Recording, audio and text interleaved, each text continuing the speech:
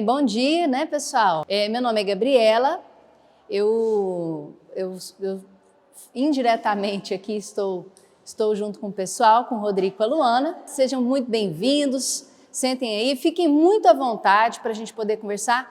Hoje, então, a gente ficou de conversar um pouco sobre como criar filhos emocionalmente saudáveis, né? E aí eu gosto muito desse termo, a arte emocional de educar nossos filhos, porque eu acho que é uma arte mesmo, né, gente? Assim, a gente tem que virar artista mesmo que a gente não é, né? Diante dos conflitos, das dificuldades, de coisas que muitas vezes nós nem recebemos e eu me vejo na situação de oferecer ou de ensinar algo que não foi passado para mim, muitas vezes. E nós ensinamos sempre, a gente está ensinando o tempo todo, constantemente, mesmo que você não queira. Às vezes, nós ensinamos com palavras, mas 90 e tantos % do tempo, você está ensinando da forma como você reage, né, diante de algum conflito, em alguma discussão. Se você pede desculpas, se você não pede desculpas, né? Tem hora que o irmão está brigando. Muito bem. Quem tem um único filho?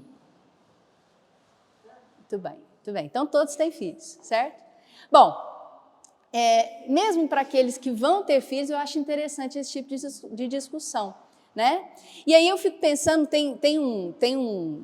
o próprio Gottman, né, que o Rodrigo já comentou, um grande pesquisador da área de família, casal, né, de educação de filhos, ele traz para nós eu acho que um grande adicional, porque ele vem descrever 4 estilos parentais que nós geralmente, né, permeamos ao longo da nossa vida. 4 estilos parentais. E aí, eu queria trazer aqui para nós mais ou menos como é que são esses estilos, mas antes de eu dizer, para eu não sugestionar vocês, eu queria que a gente fizesse um pequeno teste, rápido. Todo mundo está com o celular aí? Sim. Ótimo. Não, mas podemos fazer juntos aí, se for o caso. Eu vou compartilhar com vocês uma planilha que vocês vão preencher, tá? Naquela determinada situação, o que você faria, tá bom? Para o pessoal aí de casa, nós vamos compartilhar a planilha, o teste, no grupo, tá? Tá com a Lu, inclusive. Estou aqui, eu não sei se eu estou no grupo. Se eu tiver, o Rodrigo podia colocar para nós aí. Vocês vão gastar uns 5 minutinhos para poder preencher. Espera aí. Deixa eu ver aqui.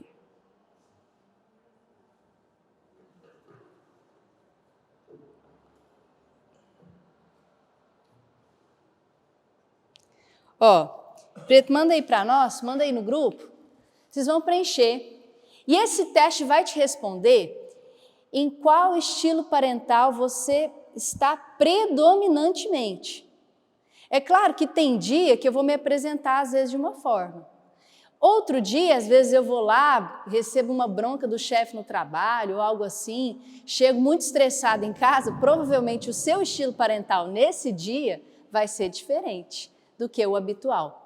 Então, esse teste que nós mandamos aí, podem preencher, tá? Vou dar 5 minutinhos para vocês, quem está em casa preenche também, para a gente poder ter ciência qual é a nossa predominância nesse momento.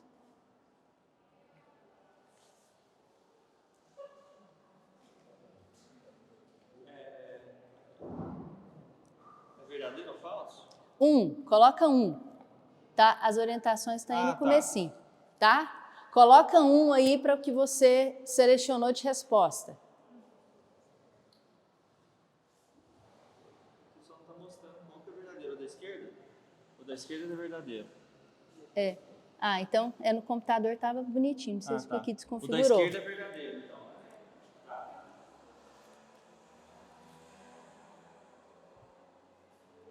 Deixa eu ver se aqui saiu desconfigurado. Conseguiu fazer, pessoal? Tá dando certo, não? Ó, tinha que sair assim, ó.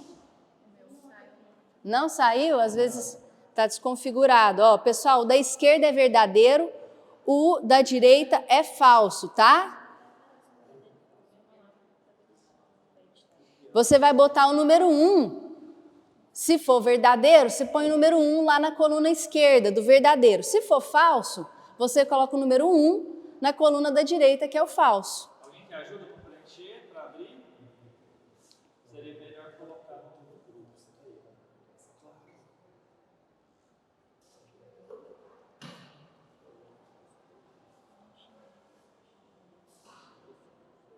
como colocar também no drive, né? Porque fica mais fácil de digitar. Bom, se o pessoal tá dando certo, senão a gente pode deixar depois então para fazer em casa. Não tá dando certo? Não. Quer mostrar as perguntas? Bom, daqui a pouquinho então eu mostro, porque esse é um teste, para quem não deu certo aí por causa da configuração, esse é um teste que a gente pode fazer em casa, sem problema nenhum, tá ok? Justamente para mostrar para mim, né, em que ponto que eu me encontro desses 4 estilos que nós vamos passear aqui para dar uma olhada, tá certo? Como é que são esses 4 estilos? Vamos imaginar a seguinte situação, gente. Tem uma criança do seu lado na sala e essa criança de mais ou menos ali 5, 6 anos, ela está brincando com um brinquedo e esse brinquedo quebra. Está ali brincando, quebrou e ele começa a arrumar o maior berreiro. E você está assistindo lá sua série favorita. Naquele momento que você acabou de chegar, falou assim, nossa, eu vou relaxar aqui 20 minutinhos, porque é o tempo do episódio. Aí você está lá assistindo, ou você está assistindo lá, sei lá, o jornal, o que seja. E aí, esse menino começa a chorar. O que foi? O que foi, meu filho? Meu brinquedo quebrou. Ah, tá ok. Um pai ou mãe simplista, né? Ia dizer assim para esse menino, não, filho, não, deixa disso, vem cá assistir, papai vai pôr um desenho aqui para você, ó, mamãe vai pôr um desenho, esquece esse negócio desse brinquedo aí, né? Não liga não. Não, mas meu brinquedo, eu queria esse. Não, filho, depois a gente compra outro, vem cá, olha aqui, ó o desenho aqui, ó, qual que você gosta? Ah, e o Rua Resgate, ótimo, esse aí é maravilhoso. Vai pôr lá o desenho para ele. E muda o foco, tira o foco daquela criança e simplesmente esquece o que está acontecendo com ele, ok? Então, ele simplifica, não valida o sentimento da criança, simplesmente finge que aquilo não aconteceu e nem conta para ele qual a emoção que ele está sentindo naquele momento. Muito bem, esse seria um pai simplista. O pai desaprovador veria se a criança volta, rebobina a fita. O menino quebrou o brinquedo. Não, meu brinquedo. Que barulho que é esse aí, menino? Que barulho que é esse aí? Ô, menino, você é um desaprovador aqui. Fica quieto com esse barulho. Então, que barulho que é esse aí, menino? Meu brinquedo quebrou, não sei o quê. Engole esse choro. Que coisa horrorosa, chorando por causa de brinquedo? Presta atenção. Nossa, tanto de brinquedo você tem. Olha lá no seu quarto, só mais um brinquedo. Fecha sua boca. Não, menino, não chora, presta atenção. Desaprova. Não só desvalida, nem legitima o que o menino está sentindo, como também agride, né, dizendo para ele que está errado ele sentir daquele jeito. Está errado ele chorar, está errado ele ter angústia frente a uma frustração que ele teve, ok? Um pai laissez-faire rebobina a fita, o menino começa a chorar. Meu amor, o que aconteceu? Meu brinquedo. Nossa, filhinho, seu brinquedo, tadinho do brinquedo. Mamãe, ele quebrou o brinquedo. Vem cá, vamos dar. Vem cá dar um abraço no papai, vem cá dar um abraço na mamãe. Esse brinquedinho, meu brinquedo. Gente, chora, pode chorar, chora muito, meu filho. Muito bem. Esse pai, laissez-faire, deixar acontecer, foi um pai que acolheu, que abraçou. mas não pôs limite nenhum nesse menino. Foi um pai permissivo. Chora, vai, e não resolve não, chora e chora, né? Tudo bem. E um pai educador emocional nessa situação? Rebobina a fita. Ah, meu brinquedo. Ô, meu filho, o que aconteceu? Meu brinquedo quebrou. Nossa Senhora, você deve estar sentindo raiva, né? Ó, tristeza, que você queria brincar. É isso mesmo. Ô, meu filho, a gente sente raiva mesmo quando acontece uma coisa que a gente não quer, né? A gente sente tristeza quando algo que nos descontenta, né? No palavrear dele. E aí, meu filho? É mesmo, meu brinquedo. E o que você vai fazer com isso? O que nós vamos fazer com o seu sentimento? Não sei. O que você acha que a gente podia fazer? Acho que eu vou pegar uma cola. Cola para a gente colar o brinquedo? Nossa, boa ideia, meu filho. Vamos lá pegar uma cola? Pausei o meu programa, olhei para ele, eu disse para ele o nome da emoção que ele está sentindo. Validei, ok, é natural, todos nós vamos sentir raiva, tristeza, é impossível de você não sentir isso na vida, né? Mas aí, eu perguntei para ele, o que você vai fazer com isso? É normal, é natural, beleza, mas o que você faz com isso? Ele trouxe a ideia, a sugestão de como resolver o momento de frustração que ele está vivendo. Hoje é um brinquedo que quebrou. Lá mais para frente é um relacionamento que acabou. O que ele faz com isso? Terminou com a namorada? Ah, beleza, no simplista eu arranjo uma outra, não tem problema não, né? Fila que anda. Ah, terminou com a namorada lá na frente, o que acontece? Ah, eu vou lá no shopping comprar, que eu preciso aliviar. Terminou com a namorada, com o namorado lá na frente, o que eu faço? Eu vou comer um bolo inteiro, porque eu preciso, porque eu mereço, né? E aí, quando a gente valida, legitima e traz da própria criança os recursos que ele tem, limitado ou não, para que ele consiga gerenciar as emoções que ele tem, direcionando aquilo, para que lá na frente, que o brinquedo quebrado, que o relacionamento rompido, que a perda de um emprego, de uma oportunidade, de uma frustração, ele possa, proporcionalmente à maturidade, o tempo que ele vive, gerenciar as suas emoções. E aquilo não ser uma crise a ponto disruptiva dele perder o controle, ter grandes prejuízos funcionais ao longo da vida. Inclusive estar mais disposto a transtornos mentais, depressão, ansiedade, toque, fobias, dependência química, porque aí eu substituo, né? Se eu não consigo lidar com a frustração, mas eu inverno no álcool, que é um anestésico mental e eu não preciso pensar, porque foi isso que me ensinaram, tá? Então, como é que nós vamos ver? Nós precisamos entender, então, que como eu vou gerenciar essas emoções? Tendo inteligência emocional. Como que funciona a emoção no nosso corpo, né? Hoje, nós sabemos que... agora está saindo, né? Deixa eu ver fazer uma coisa aqui.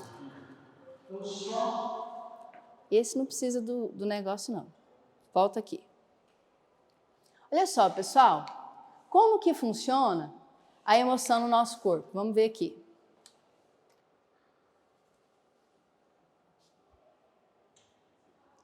Vamos ver se o computador não vai me frustrar aqui, gente.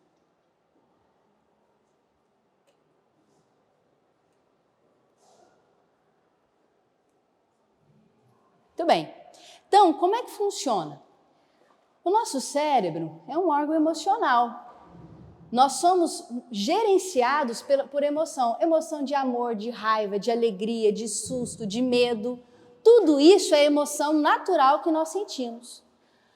Toda vez que nos relacionamos com alguém e que aparece algum quadro emocional, lá no nosso cérebro, aquilo é interpretado como um perigo ou como um presente, uma recompensa.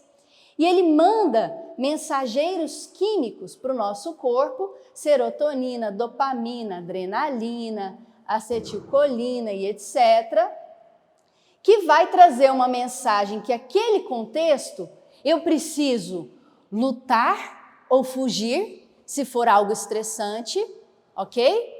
Ou se for algo bom, bacana, que eu posso acalmar e ficar muito bem e tranquilo, ok? Então, o meu cérebro, a partir dessas vivências que eu tenho, ele tem isso e guarda isso como uma memória emocional, seja ela ruim, né, ou seja ela positiva. E o que é o problema? O meu cérebro não diferencia o que é realidade e o que é memória emocional. E toda vez que eu estiver diante de algum contexto, né, que me lembre alguma vivência ruim que eu tive, uma vergonha, um constrangimento, o meu cérebro, então, ele descarrega todos aqueles mensageiros que nós vimos, como se aquela memória fosse algo de fato real. Então, se eu chego no meio de um público, de uma plateia, e aquilo me traz uma vivência de constrangimento, meu cérebro descarrega a minha reação de luta ou fuga e eu fico aqui preparado para lutar ou fugir diante de um estresse, ok? Por que isso é importante? Porque isso não é consciente.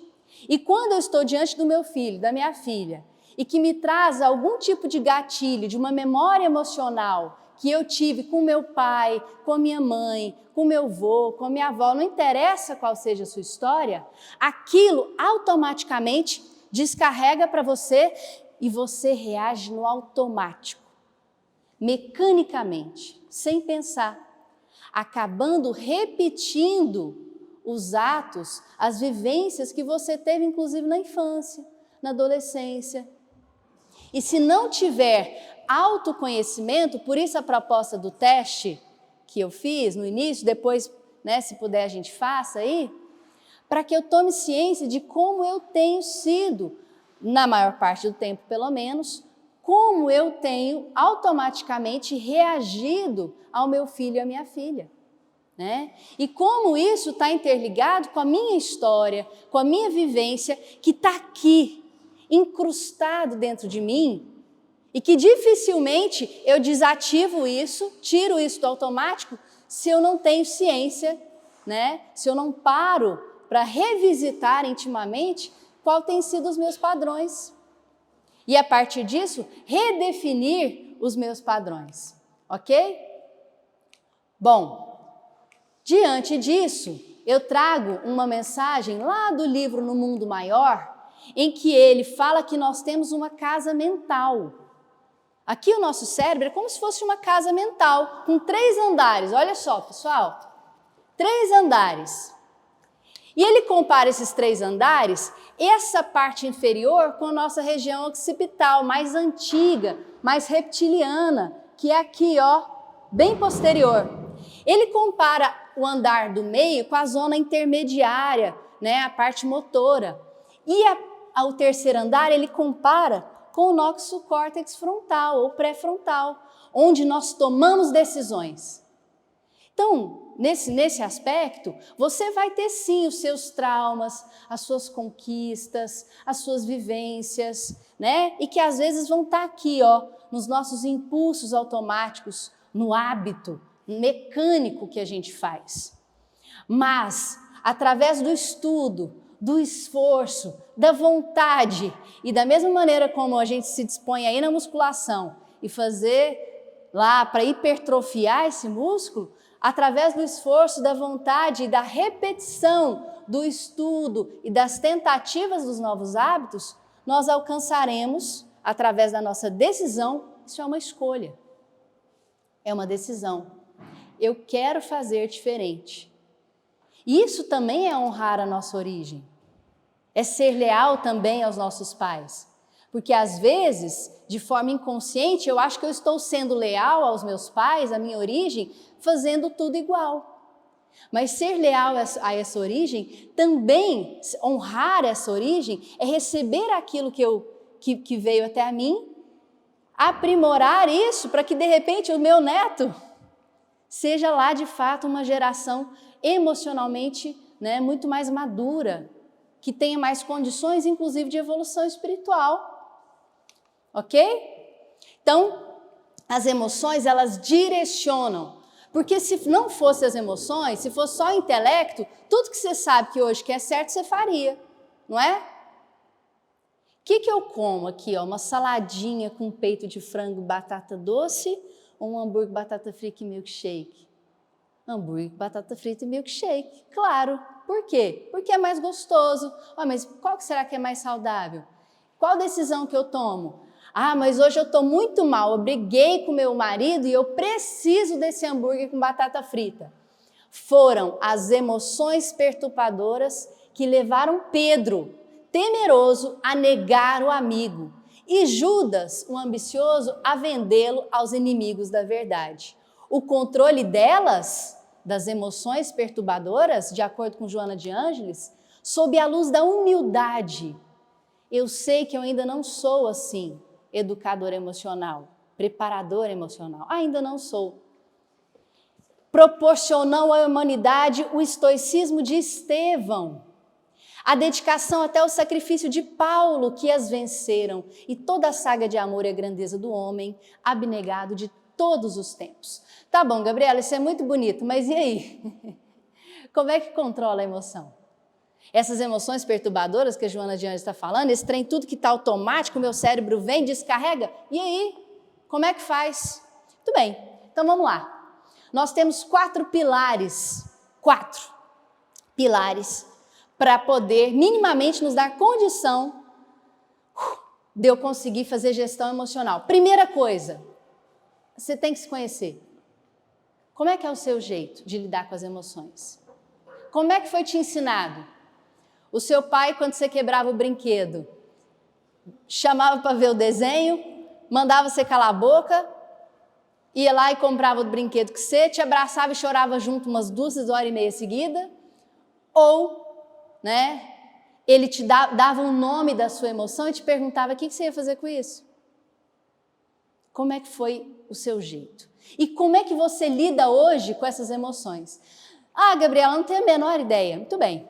Então, às vezes a gente tem algumas formas da gente chegar a esse autoconhecimento. Esse teste que eu passei para vocês é um jeito da gente começar a ter ciência de como tem sido a minha forma, tá? Mas existem hoje, por exemplo, o que a gente chama de journey, diário das emoções, que de fato vai te dando um gráfico de como tem sido as suas emoções ao longo do tempo, tá bom? Nós às vezes não vamos ter tempo disso, né? Mas isso inclusive é coerente com o que a doutrina espírita nos solicita de autoconhecimento. O segundo pilar seria sim a gestão das emoções. Se você percebe que está muito irritado, muito nervoso, às vezes você precisa ganhar tempo. Por quê? Lembra da descarga emocional que eu falei do cérebro? Seu corpo está embebido de cortisol. Não é hora de tomar decisões, gente. É como se você tivesse ébrio, bêbado naquela hora para tomar uma decisão de tão passional que você está. Quem aqui no momento de raiva às vezes já não falou um negócio que você falou assim, nossa, não precisava. Devia ter feito de outro jeito. Porque na hora da raiva, gente, tem tanto cortisol no seu cérebro que na hora de tomar a decisão, que é essa parte frontal, você fica deficiente, literalmente, e não consegue tomar uma decisão com clareza e lucidez. Então, às vezes, a gente precisa respirar, sair de perto, sim. Às vezes, você sai de perto, o outro vai, vem cá, vamos conversar. Você fala assim, espera um pouquinho, deixa eu acalmar. E tem hora que a gente precisa mesmo, tá? O terceiro pilar é o pilar da empatia. O que é empatia? O menino quebrou o brinquedo, ele ficou com raiva, ele está triste. Gabriela, mas se eu tivesse quebrado um brinquedo, eu não ia ficar com raiva e triste. Beleza, mas se você tivesse batido o carro? Talvez você... Se alguém bateu na sua traseira, você indo para o trabalho, atrasado, alguém bateu na sua traseira. No seu brinquedo não quebrou. Mas o contexto, a gente não pode comparar o contexto literal, nós vamos comparar o contexto emocional. Ele está com raiva e com tristeza. Em que momento que eu sinto raiva e tristeza também? E aí eu consigo me conectar com ele, pela emoção, não pelo contexto em si. Aquele esquema da empatia que a gente fala, né? É se colocar no lugar do outro. Se eu me colocasse no lugar dele, eu ia pegar e começar a brincar com outro brinquedo. Você, né, com 35 anos e não com 5 anos. Certo? Então, nesse sentido, a conexão é emocional. Nos conectamos no ponto de vulnerabilidade, que todos nós sentimos independente da idade, ok? E por isso que não pode ter julgamento. Eu no lugar do fulano, aquele marido ruim daquele jeito, eu tinha separado há muito tempo. Deus que me livre, né? Estava com um casal essa semana e a esposa chegou falando assim do marido: doutor, ele não conversa, pelo amor de Deus. Desse jeito. Ela estava angustiada. Eu fico angustiada, ele não fala. Aí eu olhei para o marido falou assim. Aí ela falou assim: viu, eu tô te falando, ele não fala nada, eu tô quase morrendo aqui, eu preciso saber o que ele tá sentindo. Ele, E aí, entendendo um pouquinho melhor a história dele, ele teve um pai extremamente desaprovador, um pai que lutou bravamente pela sua família, para prover o sustento, mas que nunca chegou para o filho, nunca. Chegou para ele dizendo, peraí.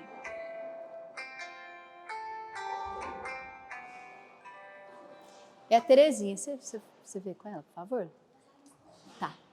Então, esse pai que lutou bravamente pela sua família, que até de certa forma foi um grande herói, foi herói para ele. Qual que era o padrão desse pai? Na hora que ele abria a boca, com medo, ele contou essa passagem da vida dele, que ele falava assim: mamãe, eu tô com medo. Ele tinha medo de escuro, com 3, 4 aninhos. O pai falava assim: cala sua boca, vira homem. A vida vai te ensinar coisa muito pior. E aquele pai, com tudo que ele recebeu, era o melhor que ele podia dar, porque na cabeça daquele pai, ele estava fortalecendo o seu filho para a vida que tem muita porrada mesmo. Mas naquele momento, aquela criança que hoje é um homem, com 2 filhos, uma esposa, um casamento de 25 anos, ele entendeu que sentir era algo terrível, era algo horroroso, amedrontador e, pior, ameaçador. Pensa se ele vai falar alguma coisa. E a esposa estava desesperada. Então, quando a gente tiver alguma questão, não podemos julgar, não sabemos o que levou alguém a ter aquilo lá e buscar um certo entendimento para aquilo. Para que, no quarto pilar, a gente consiga lidar com a emoção do outro, né? Ter essa sociabilidade. Para que a gente não corra o risco de ser simplista, desaprovador, laissez-faire, e sim um preparador emocional, um educador emocional. Segunda-feira, você é simplista. Terça, você é desaprovador. Quarta, lógico, isso vai variar em uma série de coisas. Não existe alguém hoje, né? Talvez vocês conheçam, mas eu não, que seja educador emocional o tempo todo. Isso é impossível. Mas eu, sabendo disso, eu vou tentar subir naquele segundo andar da casa mental. E pelo meu esforço e pela minha vontade, eu vou subir várias vezes a escada e chegar no terceiro andar. Tem dia que eu vou descer, vou estar lá no porão e vou ainda estar muito automático. Mas a nossa intenção é sim alcançar isso. E para criança e para adolescente, quais são os efeitos de ter um pai preparador emocional? Para ele, impacta em quê? Olha isso. As crianças que têm pais educadores emocionais são fisicamente mais saudáveis. Isso aqui é evidência científica, tá? Apresentam melhor desempenho acadêmico, intelectual, né? Do que os que não têm. Se dão melhor com os amigos. Na adolescência, você quer coisa mais importante que o seu grupo de amigos? Tem menos problemas de comportamento. São menos propensas a violências, têm menos sentimentos negativos. Sentimento negativo, angústia, ansiedade, né? Positivos, alegria, euforia, satisfação. São crianças e adolescentes mais flexíveis, têm maior capacidade de acalmar, de sair da angústia, de procurar coisas produtivas para fazer. Possui fator protetor, inclusive, gente, olha isso, contra os efeitos nocivos de um conflito conjugal e de divórcio. Nós sabemos que afetam muitas vezes as crianças, né? E a criança que tem pais educadores emocionais consegue se proteger muito melhor de momentos como esse aqui. E qual que vai ser o lema? Qual que vai ser o lema do pai e da mãe educador emocional? É o que o Gnott coloca. Ele fala assim: embora todos os sentimentos e desejos sejam aceitáveis, você pode sentir o que você quiser, vai acontecer. Nem todos os comportamentos o são. É natural sentir raiva? Opa! É natural eu sair porque eu estou com raiva quebrando essas cadeiras tudo? Não. Eu estou com muito nervoso. É natural? É. Aí é natural eu pegar um copo e quebrar o copo assim, no pé de alguém? Não é natural. Natural no seguinte sentido, não é esperado, né? Não é saudável, tá bom? Vamos lá. Esse aqui eu elegi como o grande pilar para a gente poder não só fazer a gestão emocional, mas como também ser um preparador emocional, né?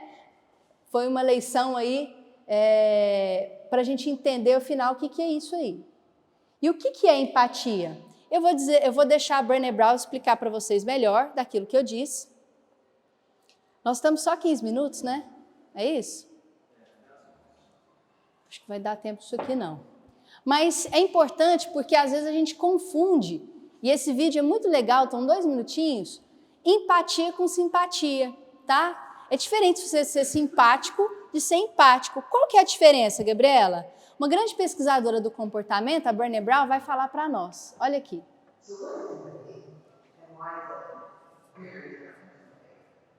Empathy fuels connection, sympathy drives distraction. Empathy, it's very interesting. Teresa Wiseman is a Christian scholar who studied professions, very diverse professions.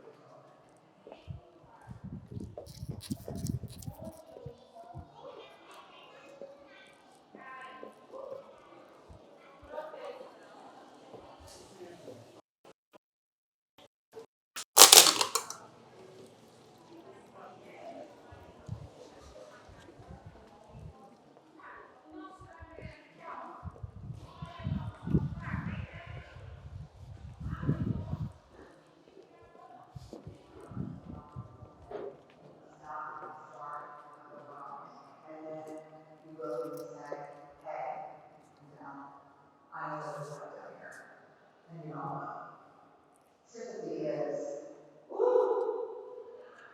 it's bad, huh? No.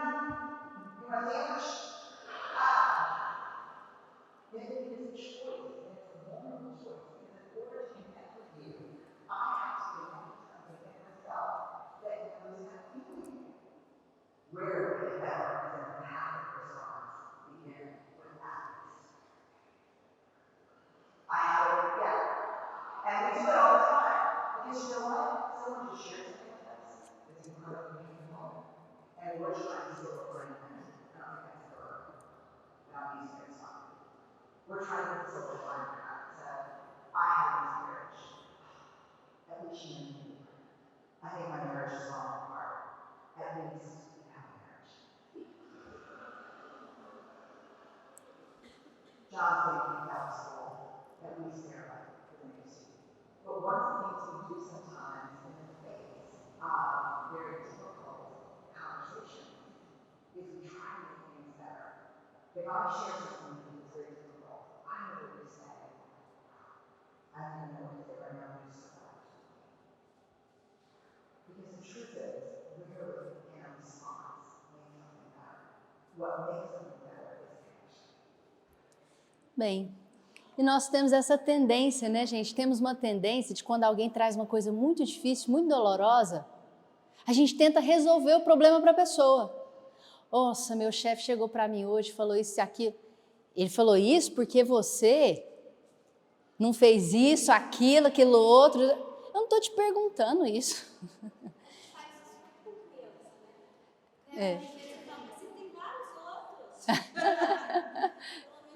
Pelo menos você tem outros. E os meninos que não têm brinquedos? Exatamente. Não que isso não seja verdade, mas aquele momento da conexão, do acolhimento, ele é o primordial, porque sem a conexão, sem o acolhimento, nenhuma mensagem, que qualquer que você diga, né, é aproveitada, aquilo é perdido. E a conexão por si só acalma. A conexão por si só acalma. Você já ouviu falar quando alguém fala assim, nossa, aquele dia que eu conversei com você, nossa, eu me senti tão melhor, saí tão bem, e você pensa assim, nossa, eu não falei nada. Eu falei nada, eu só ouvi. Eu me conectei, eu acolhi, né? Eu me senti ouvido. Uma boa técnica, inclusive, às vezes é repetir o que a pessoa está dizendo. A criança está dizendo, nossa, meu filho, então você está me dizendo que você está muito triste, que seu brinquedo quebrou. Eu já senti isso, né? Mãe, você está dando colo para o fulano. Nossa, filho, a mamãe já sentiu ciúmes também. Isso chama ciúmes. Eu, quando eu tinha minha irmã mais nova, minha irmã chama Marcela, mais nova, nossa, minha mãe às vezes pegava ela no colo, eu queria colo também, e eu sentia ciúmes também. Então a gente valida, né? E a gente se conecta através do sentimento. Tá bom. Então, de forma mais, talvez, pragmática, quais são os passos para ser um educador emocional? São 6 passos que nós vamos trazer aqui. Qual é o primeiro passo? Primeiro, você precisa compreender o que está acontecendo, né? E, a partir disso, qual é o seu estilo de lidar com a emoção? Não estou falando de lidar com a emoção do menino, não, da criança, do filho. O seu de lidar com a sua própria. Como é que você lida com a sua? Quando acontece algo que você se frustra, você fica triste, com raiva, você se decepciona. Como que geralmente você faz? Eu engulo tudo, vou botando para dentro. Aí eu explodo, tem hora numa gastrite, uma dor de cabeça. É assim que eu faço. Então você entendeu que esse é o seu jeito, né? E a gente precisa cuidar disso então. E o modo como o seu estilo afeta seus filhos, porque eu disse isso no início e repito agora, você vai ensinar o tempo todo, de vez em quando com palavras. Ok? Então, nós precisamos compreender isso para a gente poder ir para o próximo passo, tá? Deixa eu passar isso aqui, porque eu acho que senão não vai dar tempo. Depois de compreender isso, você vai perceber a emoção que aquela criança ou adolescente está sentindo. Por que você precisa perceber? E dar um nome para isso. A gente chama isso de alfabetização emocional. Às vezes a gente aprende lá na escola, né? A, B, C, D, B com A, Bá, B com E. Maravilhoso, né? A gente sai de lá, todo mundo acha lindo. Mas às vezes a gente não sabe o nome da emoção. Às vezes chega um paciente lá para mim com seus 40, 50, 60 anos. Estou sentindo um trem aqui no peito. Nossa, o que é isso? O que você está sentindo? Não sei não, mas é um trem ruim. É uma dor. É uma dor como? É uma dor dolorida. Tudo bem, dor dolorida. Mas o que é? Me dá um nome para isso. Né? É uma angústia. Pronto, teve um nome, isso é angústia. Essa dor emocional que você está sentindo chama angústia. Né? É uma ansiedade. Então, o que é isso, esse ruim? Esse ruim, né? Que nós estamos fazendo. A Liz às vezes chega para mim e fala assim, a Liz tem 2 anos e meio, minha filha. Mãe, quer alguma coisa? Eu falo, vai filha, o que você quer? Quer alguma coisa. Aí eu sei que ela quer alguma coisa diferente, né? Assim, às vezes uma bolacha diferente, uma fruta diferente, quer alguma coisa. E ela não dá um nome para essa coisa. É mais ou menos isso aqui, na parte emocional. Quais são as formas que a gente tem para entrar em contato com essa emoção e começar a aprender a dar nome? Tem várias, mas eu citei 4. Meditação é uma forma da gente fazer isso, se conectar com o seu íntimo. A própria oração, tá? Você ter um diário, um journey. Hoje em dia você tem aplicativos no celular que você vai lá e só pontua. E no final da semana ele te mostra ao longo da semana. É quase se fosse uma agenda da reforma íntima que a gente tem aqui, só que para o campo emocional. E a arte. Às vezes você está ouvindo uma música bonita, ou vendo um teatro, e de repente, ou vendo um filme, e aí às vezes você chora, se emociona. Você fala, mas por que eu estou chorando ouvindo essa música? Não sei, mas encontrou alguma coisa dentro de você que teve essa ressonância afetiva. Então são formas comuns de encontrar. Tem esse diário mais simplesinho, eu sou mais a favor dos aplicativos aí, tá? Mas que mostra lá, ó, dando nome da emoção, ó, felicidade, afeição, interesse, excitação, orgulho, desejo, amar. Nossa, eu nem sabia que tinha esse tanto de nome de emoção, mas tem. Para que depois você possa, no terceiro passo, reconhecer a emoção, aquele momento que seja de crise, como uma oportunidade para criar intimidade. A gente precisa ser íntimo do nosso filho, para que ele tenha até a liberdade de dizer o que está sentindo, né? E aquele momento de crise que a gente quer passar por aquilo rápido, são os melhores e maiores momentos da gente criar intimidade. Não só com os nossos filhos, mas no casal, por exemplo, também. Ok? A Irmãs do For, no livro Emoções que Curam, tem esse trecho que eu gosto muito, porque é totalmente coerente com o que a gente está falando aqui. Embora consideradas emoções que causam sofrimentos à luz do amor, podemos transformar a tristeza e a mágoa. Quem aqui assistiu Divertidamente? Né? O medo e a culpa, o orgulho e a inveja em adubos, nutrientes no canteiro da alma, produzindo farta colheita de frutos. Estas são emoções que curam. E nessa transformação reside o poder da cura pessoal. Então, às vezes a gente acha que tristeza é só coisa ruim, ansiedade é só coisa ruim, mas são aquelas emoções que te movimentam. Emoção, do latim, é emovere, movimentar. E se a gente não se movimenta, né, você estaciona na sua jornada. A tristeza é um convite para o melhor ajustamento à realidade.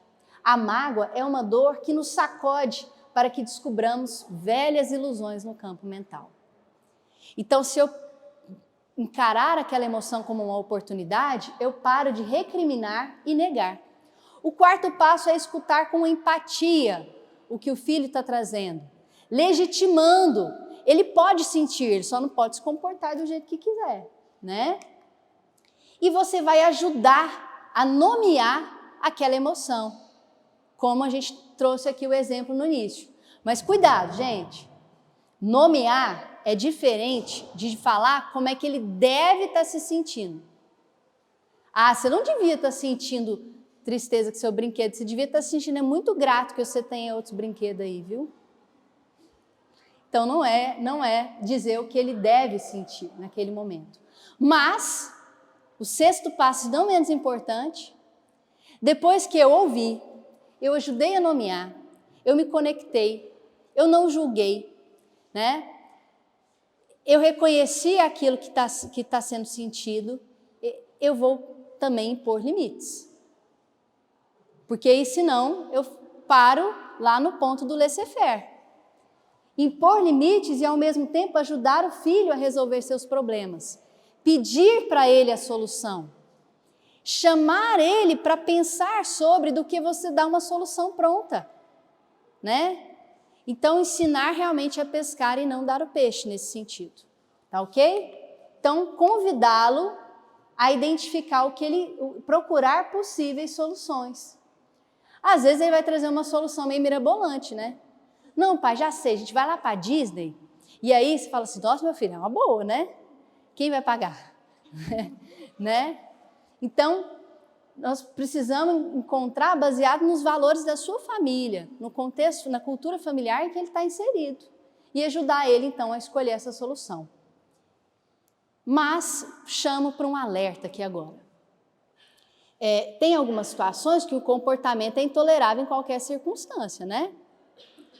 Se ele está eufórico, muito alegre, vai atravessar a rua, e aí você fala, meu filho, isso que você está sentindo é alegria, euforia. Você vai passar e o carro vai te pegar, cuidado com isso. Então tem algumas coisas que são intoleráveis. O menino está faltando aula, pulando do muro, mentindo para você que está indo para a escola. Então vão ter coisas que você vai dizer para ele que isso é intolerável na sua família. Isso não é aceitável de forma alguma, tá? Vão ter algumas atitudes inconvenientes, né? Você está lá naquele restaurante, seu menino não para de chorar. Todo mundo olhando para ele. E para você, tipo assim, quero ver como é que ele vai fazer, quero ver o que ele vai fazer com esse menino. Não é? Você está lá, então na frente da escola, o menino dá aquela birra. Pá! Uns 10, 20 mães lá falou assim, agora eu quero ver. Agora eu quero ver o que ela vai fazer, né?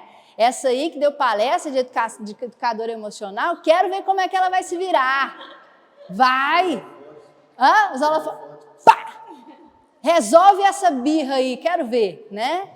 Então, vão ter algumas atitudes inconvenientes, mas que você vai ter que conseguir contornar, até para entender o que é aceito e desejado, tá bom?